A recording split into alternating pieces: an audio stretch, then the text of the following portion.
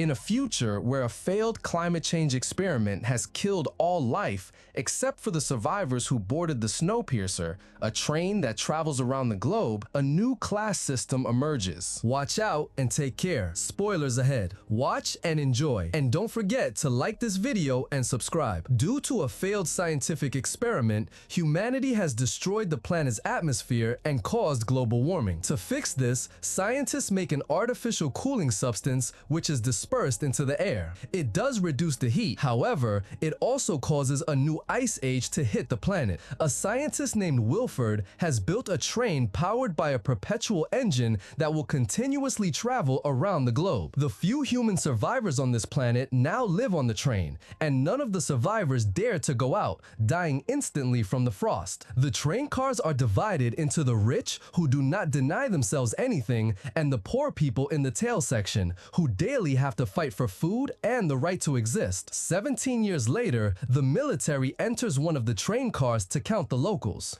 Those present look very haggard and ungroomed. The guards bring food for the poor people, consisting of some nasty protein blocks. Everyone must sit to receive it.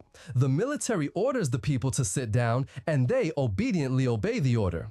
All except a man named Curtis, who ignores the soldiers, until a guard threatens to shoot him. After a while, he sits down next to his friend Edgar and tells him that he counted the number of soldiers, and he counted the doors because he's planning to sneak through the train. One of the checking soldiers asks the inhabitants of the wagon if there are any violinists among them. An elderly couple comes out to them, and the man says that in the past he and his wife played in a symphony orchestra. The military man takes only the man with him because they only need one musician. But Gerald refuses to go without his wife.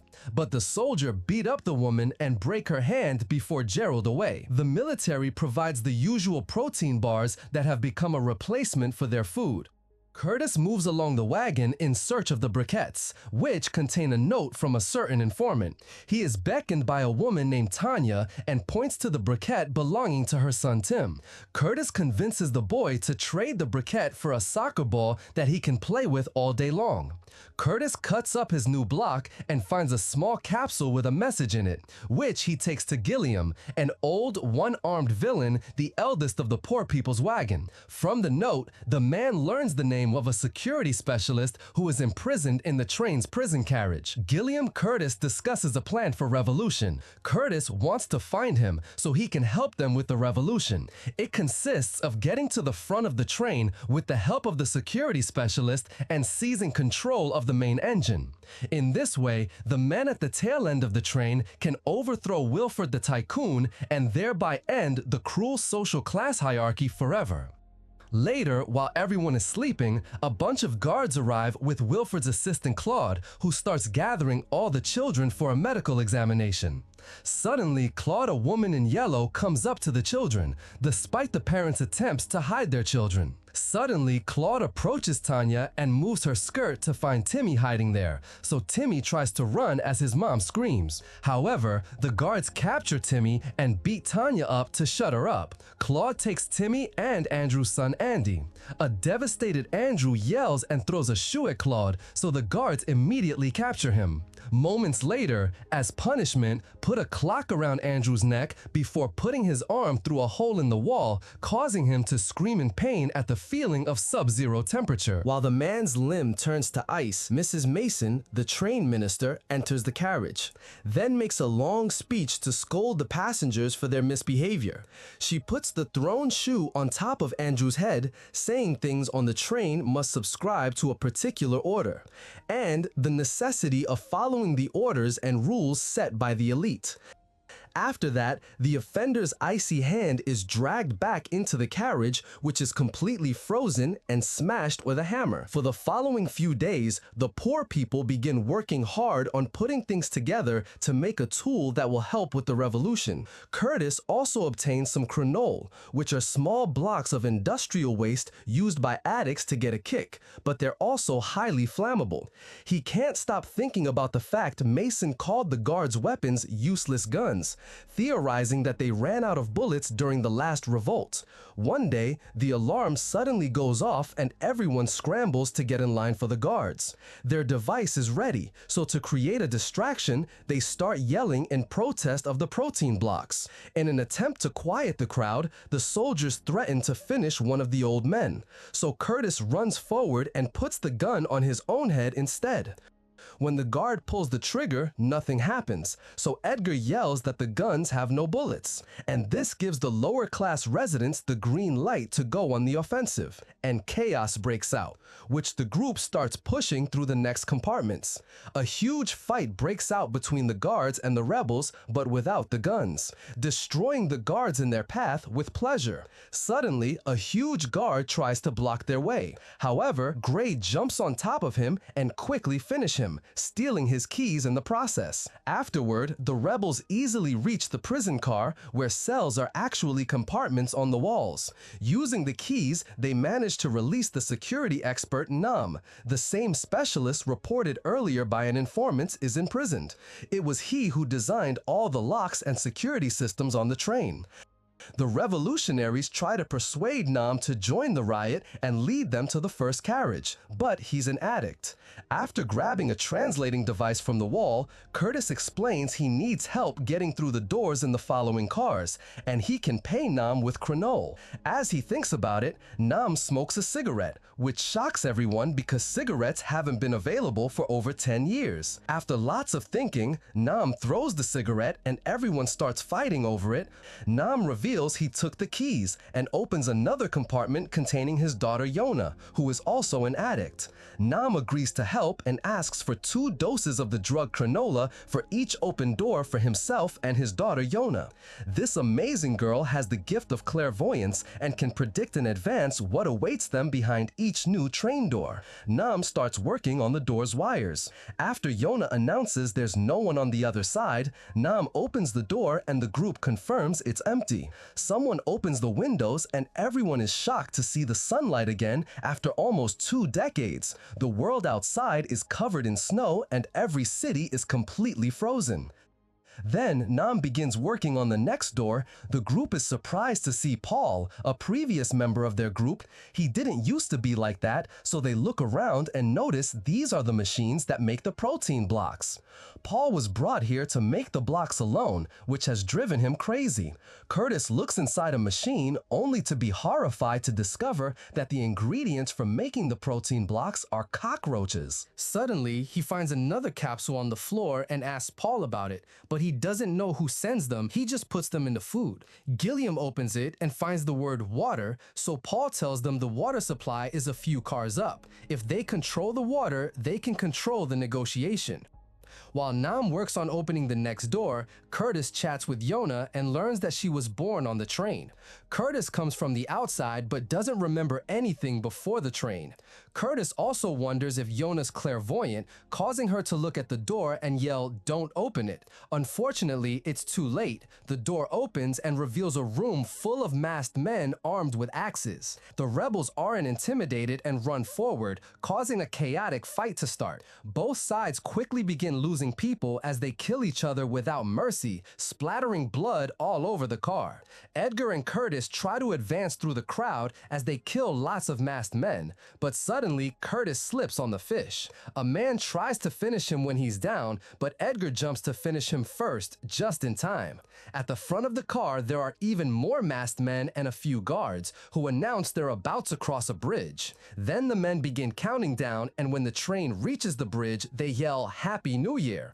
Unfortunately, since last year, several banks of ice have formed on the bridge. The train shakes like crazy as it goes through them, causing everyone to fall to the ground except for Yona and Nam, who look out the window to check on the cliffs below. Everyone stands up to fight again, only to be interrupted when Mason and the Francos enter the car. She scolds the rebels for being ungrateful for the shelter and food that Wilfred has been giving him all these years, and informs them that 74% of them will be killed. A furious Curtis throws an axe at her face, but it gets blocked. Suddenly, Mason holds up binoculars and her men put on special masks, so Yona explains to Curtis that there's a long tunnel coming up. The car goes dark as the train enters the tunnel, but the guards can still see thanks to their special masks. The rebels are quickly overpowered, and they start dying one by one, while Mason enjoys the massacre as if it were a play. Rebels continue to die, but Curtis remembers something and he yells for Chan to start fire. Chan uses the matches he stole to light up a torch, and soon he and Andrew are guiding a group of rebels with lots of torches that they bring into the dark car. With the help of the fire, the rebels get the upper hand again, and Gray grabs an officer to threaten to finish him if the enemy doesn't surrender. Mason doesn't care about some low-level employee, so Gray kills him and continues to fight, throwing a knife to stab Mason in the leg. Curtis sees an opportunity and runs towards Mason, only to realize that young Franco has caught Edgar. For a second, Curtis doesn't know what to do, but in the end, he chooses the needs of the many and runs to capture Mason while Franco kills Edgar. As soon as Curtis grabs Mason, she orders everyone to stop fighting. Young Franco tries to finish Curtis, but Yona comes out of hiding and impales him with a metal rod. Tanya and Andrew hurt Mason to make her talk, but Mason only knows that the children are taken to Wilford. Now it's Curtis's turn to threaten her, saying he can turn off the water supply. However, Mason laughs as she explains that the water comes from the front of the train. It's the snow and ice the train breaks as it moves. Curtis is ready to finish her, but Mason manages to convince him to take her with them because she can guarantee safe passage. That night, the group decides to rest, but Curtis and Gilliam stay up discussing the next move. Gilliam doesn't like how many people have died already, so Curtis volunteers to keep going alone while Gilliam watches over the group and the prisoners. After looking at Curtis's arm scar, Gilliam accepts. The next morning, Curtis leaves with Andrew, Tanya, Nam, Gray, and Yona, always keeping a handcuffed Mason at the front. The first car they enter is a greenhouse, where fruits and vegetables are grown for the upper class. Nam gives Yona some dirt because she never touched it before, and she's surprised by the worms. The next car is a giant aquarium, and Mason offers the group to have sushi. In this train, fish are only eaten twice a year because they must maintain the balance of the ecological system. Mason tries to eat some sushi too, but Curtis stops her and makes her eat a protein block instead, enjoying her face because she knows what's in it. After passing through the butcher car, they find a classroom full of screaming children. Tanya and Andrew immediately ask for their kids using the drawings, but a boy only knows that they were taken further in the train. The teacher turns on a video full of propaganda that teaches the kids that Wilford is their merciful savior. The children absolutely love it and even cheer for their leader. Next, the teacher plays an instrument and sings a song that teaches the children they'll freeze and die if the train ever stops. At that moment, they pass by a spot in the landscape where 15 years ago, 7 people once tried to escape, and now their bodies are frozen statues in the snow. Then a man comes in with a cart filled with New Year's warm eggs. Both the children and the rebels grab eggs to eat, while Gerald also shows up to play the violin for them. After Tanya notices how much Gerald has changed since he got this job, Curtis finds a capsule in the egg with a message that says blood. When the cart man reaches another car, both he and the teacher pull guns out of the piles of eggs to begin shooting. Everyone ducks for cover, but sadly, the teacher kills Andrew before Gray ends her with a knife. Mason tries to shoot Curtis, but he kicks the gun out of her hand right as a live video appears on the classroom's TV. The cart man has killed all the rebels, and now old Franco can shoot Gilliam. A grieving Curtis gets his revenge by killing Mason. The group keeps going, and in the following few cars, they find the fancy people using all kinds of services, like doctors, tailors, and a beauty salon. While they cross the dining room, Franco gets moving too, and notices the train is turning in a way that his car and the one with the rebels are adjacent. Franco immediately opens fire, and Curtis shoots back. The group keeps moving, and they cross a car hosting a loud party full of alcohol and decadence, followed by a car with pits filled with addicts. Nam and Yona use this chance to steal some furs and alcohol. Next, they go through a computer car, and after crossing a bridge, they finally make it to Wilford's vault door. While Yona passes out because she drank too much, Curtis tells Nam to open the door.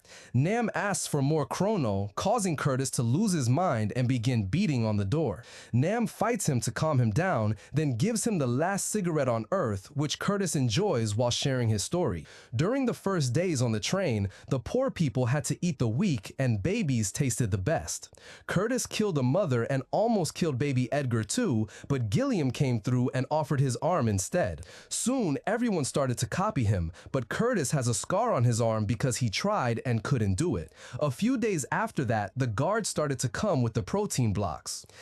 In return, Nam confesses that he's been stocking up on Chrono because it's flammable, so he's made a bomb to blow up the door to the outside. For the last decade on every New Year, Nam looked outside and saw signs that the ice is thawing, so he thinks they could escape and survive. Suddenly, the door opens and Claude comes out to shoot Nam and take his Chrono bomb before telling Curtis that Wilford has invited him to dinner.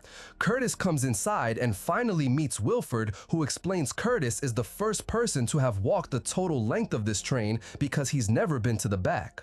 Then Wilford talks about the importance of ecological balance, but since natural selection would have taken too long, years ago he made a plan. It turns out he and Gilliam have been working together all along, and they designed fake revolutions that brought the population down.